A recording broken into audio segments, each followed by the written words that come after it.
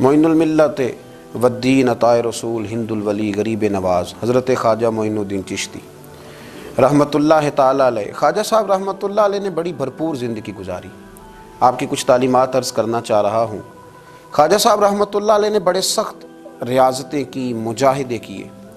دن بھر تبلیغ دین کا فریضہ سر انجام دیتے۔ خواجہ صاحب رحمۃ اللہ تعالیٰ علیہ کے خلفاء فرماتے ہیں کہ خواجہ صاحب روزانہ اتنا لنگر پکواتے تھے، اتنا وسیع لنگر ہوتا تھا کہ جتنے مرضی لوگ شام تک آتے تھے لیکن وہ ختم نہیں ہوا کرتا تھا۔ لیکن اپنا حال یہ تھا کہ رات کی پکی ہوئی ایک روٹی لیتے تھے، اس کو پانی میں بھگو لیتے تھے، کچھ گھنٹے جب وہ بھگوئی رہتی تھی نرم ہو جاتی تھی، پھر اس کو تناول فرمایا کرتے تھے۔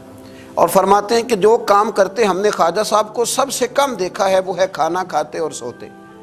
یہ دو کام کرتے ہم نے انہیں بڑا کم دیکھا، اور زیادہ تر ان کا وقت عبادت میں، ریاضت میں، تلاوت میں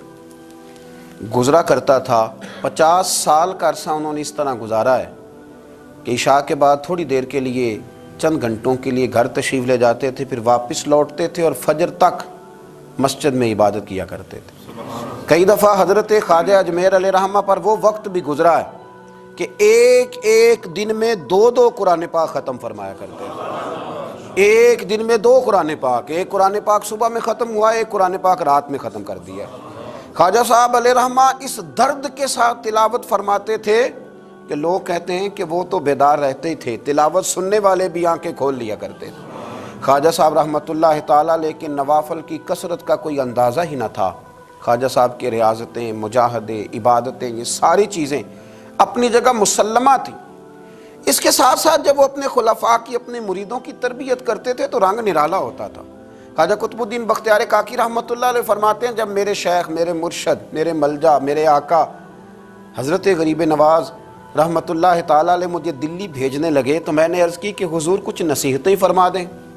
تو کہتے خواجہ صاحب نے مجھے 4 نصیحتیں فرمائی، 4 باتوں کا درس ارشاد فرمایا۔ سب سے پہلے خواجہ صاحب نے فرمایا یاد رکھنا درویشی اس طرح کرنا کہ بادشاہی معلوم ہو، فقر اس طرح کا ہو کہ تم بادشاہ معلوم ہو۔ اور دوسرا خواجہ صاحب رحمۃ اللہ تعالیٰ علیہ فرمانے لگے جب کوئی تیرے پاس آئے نا تو وہ خالی نہیں جانا چاہیے، بھوک لگی ہو تو اسے روٹی ملنی چاہیے، کپڑے کی ضرورت ہو تو اسے خیرات ملنی چاہیے، علم کا بھوکا ہو تو تیرے پاس قرآن و سنت کے دلائل کے انبار ہوں، اور اگر وہ درد لے کے آئے نا تو تیرے بھی آنسو ہونے چاہیے اور سامنے والے کو وہ آنسو ہی نصیب ہونے چاہیے۔ ہر ایک کو ہر شے دے کے بھیجنا، کوئی کمزوری نہ رہ جائے۔ اور تیسرے نمبر پہ فرمایا خوشی میں تو ساری دنیا ہی ہنستی ہے، جب خوشخبری آتی ہے تو سب ہی ہنستے ہیں، پر قطب الدین میرے ساتھ وعدہ کر سب سے زیادہ تیرے چہرے پر اس وقت مسرت ہونی چاہیے جب رب تجھے آزمائش میں ڈالے، سب سے زیادہ تیرے چہرے پر اس وقت مسکراہٹ ہونی چاہیے جب اللہ کریم تجھے کوئی آزمائش دے۔ یاد رکھنا دکھوں میں ہنستے رہنا، اس کی طرف سے آنے والی آزمائشوں کو اس کا تحفہ سمجھنا۔ قطب الدین یہ تیرا رنگ جب بنے گا تو پھر میں سمجھوں گا میں نے تربیت کی۔ اور چوتھے نمبر پہ فرمایا یاد رکھنا دشمنیاں نہ پالنا، بلکہ دشمنی کے جواب میں بھی دوستی پالنا، اس لیے کہ جو دشمنیاں پالتے ہیں وہاں بغض پیدا ہوتا ہے، اور جو دوستیاں پالتے ہیں ان کے دلوں میں اللہ محبت کی خوشبوئیں پھیلا دیا کرتا ہے۔ یہ انداز تربیت حضرت خواجہ اجمیر علیہ رحمہ کا، یہ انداز، اور فرماتے ہیں ہر آنے والے کے ساتھ ان کا انوکھا رویہ۔ خواجہ حمید الدین ناگوری رحمۃ اللہ علیہ فرماتے ہیں کہ میرا یہ حال تھا کہ میں بڑا خوبصورت تھا خواجہ صاحب کے پاس آنے سے پہلے، بہت سارے لوگ مجھ سے محبت کرتے تھے، تو جب میرے اندر کچھ تھوڑے سی حسن تھا، کچھ خوبصورتی تھی تو میں اس سے آگاہ بھی تھا، میں سمجھتا تھا۔ کہتے ہیں جب حضرت خواجہ کی خدمت میں آیا میں نے کہا حضور مرید کر لیں، تو کہتے ہیں کیا انداز تربیت تھا۔ فرمانے لگے جہاں پہلے ہی اتنے لوگ بستے ہوں وہاں معین الدین کیسے بسیرا کرے گا، اتنے لوگوں کی موجودگی میں کیسے آؤں گا میاں، پہلے اتنے بسائے ہوئے ہیں سب کو نکال۔ تو حضرت خواجہ اجمیر علیہ رحمہ نے جب یہ کہا تو خواجہ حمید الدین ناگوری رحمۃ اللہ علیہ اٹھ کے قدموں میں بیٹھ گئے، کہنے لگے حضور سارا زمانہ میرے پیچھے بھاگتا ہے، پر اس طرف بھی تو غور فرمائے نا، میں اگر بھاگا ہوں تو معین الدین اجمیری کے پیچھے بھاگا ہوں، حضور مہربانی فرمائیں۔ خواجہ اجمیر نے بیعت فرمایا، جب اٹھ کے باہر نکلے نا تو ایک شخص کہنے لگا حضور یہ نوجوان ہے، میں اس کو جانتا ہوں، اس طرح کے نوجوان یوں ہی ہوتے ہیں۔ فرمایا اچھا تو جانتا ہے نا، پر معین الدین کا بننے سے پہلے جانتا تھا، اب یہ میرا بن گیا، اگر جاننا ہوا نا تو ذرا جا گلی میں کچھ لوگوں سے بات کر رہا ہے، دیکھ لے کیا بات ہو رہی ہے۔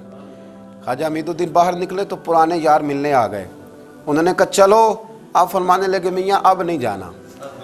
اب دو گلیاں یاد کرنی ہیں، ایک جو شیخ کے گھر جاتی ہے اور دوسری جو واپس آتی ہے، اب دوبارہ بھائی کہیں بھی نہیں جانا۔ نے کہا جناب وہ فلاں بھی بلا رہا ہے، تو خواجہ حمید الدین صاحب نے کوئی بڑا ہی جملہ بول دیا، فرمانے لگے وہ بلا رہا ہے تو کیا ہوا، اب تو جنت کی حور بھی بلائے گی تو نہیں جانا، اب نہیں جانا، اب میں نے تربیت لے لی ہے، اب میں نے فیض لے لیا ہے، اب میں نے ادھر ہی توجہ رکھنی ہے جہاں کا میں ہو گیا ہوں۔ ایک در پھڑیے محکم پھڑیے، پھر ایک دئی ہو کے مریے، یک در گیر تے محکم گیر۔ یہ جگہ جگہ جانے کا کیا مطلب؟ یہ تربیت ہے، یہ انداز ہے، یہ معیار اور یہ سٹیٹس خواجہ صاحب نے اپنے مریدوں کو سکھایا۔ اتنی عبادت ہے، اتنی ریاضت ہے، اتنی تربیت ہے، پھر بھی رو پڑے ہیں، پھر بھی بڑھاپا آیا ہے تو تڑپ اٹھے، پھر بھی چند خلفاء کو قریب بلایا ہے۔ تو حضرت معین الدین کہنے لگے میرے لیے دعا کرو، تو کہا حضور 90 سال کے قریب عمر ہو گئی، زندگی بھر آپ کو وضو میں دیکھا حضور، زندگی بھر سجدے میں دیکھا، زندگی بھر رعنائی میں دیکھا، تبلیغ میں دیکھا، خدمت میں دیکھا، لوگوں کو کھلاتے دیکھا، گھر کے اندر سے لے کر باہر تک ہم نے آپ کو دوسروں کا سوچتے ہی دیکھا، آپ نے تو اپنے لیے سوچے کچھ نہیں، تو روتے کیوں ہے، دعا کیوں کراتے ہیں؟ فرمانے لگے یار زندگی پوری عمل کیے ہیں، لیکن میرے لیے دعا کرنا، کہیں ایسا نہ ہو کہ اعمال کی گٹھڑی لے کر جب رب کی بارگاہ میں جاؤں تو مالک کہے کہ عمل تو بڑے ہیں پر میرے لائق کوئی بھی نہیں، بڑے عمل ہیں پر میرے لائق کوئی ہے تو بتا یار، یہ جتنی گٹھڑی ہے نا اعمال کی، تمہیں بڑے بڑے حسین نظر آتے ہیں، پر ان میں سے کوئی مالک کے لائق بن جائے، میری کوئی قبولیت ہو جائے، میری قبولیت میں نیواں تے میرا مرشد اچا تے میں اچیاں دے سنگ لائی، اتے صدقے جاواں انہاں اچیاں تو جنہ نیویں نال نبھائی۔ حضرت خواجہ اجمیر علیہ رحمان نے تربیت کی، لوگوں کے مزاج سوارے، لوگوں کے دل سوارے، اور خواجہ صاحب نے تربیت کی اور تربیت کے مراکز بھی قائم فرمائے۔ اجمیر کے فیضان سے پھر دلی میں خواجہ قطب الدین کا مرکز قائم ہوا، پھر اسی فیضان سے پاک پتن میں بابا فرید الدین گنج شکر کا مرکز قائم ہوا، پھر اسی فیضان سے خواجہ نصیر الدین چراغ دہلوی کا مرکز قائم ہوا، پھر اسی فیضان سے مہار شریف کا مرکز قائم ہوا، پھر اسی فیضان سے پیر پٹھان خواجہ سلیمان تونسوی کا مرکز قائم ہوا، پھر اسی تربیت کی روشنی میں حضرت شمس العارفین سیالوی تیار ہوئے، پھر اسی تربیت کی روشنی میں پیر مہر علی شاہ جیسے لوگ تیار ہوئے، پھر اسی ترتیب سے اسی روشنی نے بڑے بڑے مشائخ کو ترتیب دیا، اس لیے کہ وہ مرتب کرنے والے تھے، وہ ترتیب دینے والے تھے، وہ کام کرنے والے تھے۔ بنگلے، کوٹھیاں، جائیدادیں، مکان اور گاڑیوں کے ساتھ لوگوں کے سامنے نمودار نہیں ہوئے، وہ ہوئے تو اپنے تربیت یافتہ خلفاء کے ساتھ نمودار ہوئے، انہوں نے تربیت کی، مراکز بنائے۔ دعا کریں اللہ تعالی ہمیں تعلیمات پر عمل کی توفیق عطا فرمائے، نقش قدم چلنے کی توفیق عطا فرمائے۔ آخر دعوانا ان الحمدللہ۔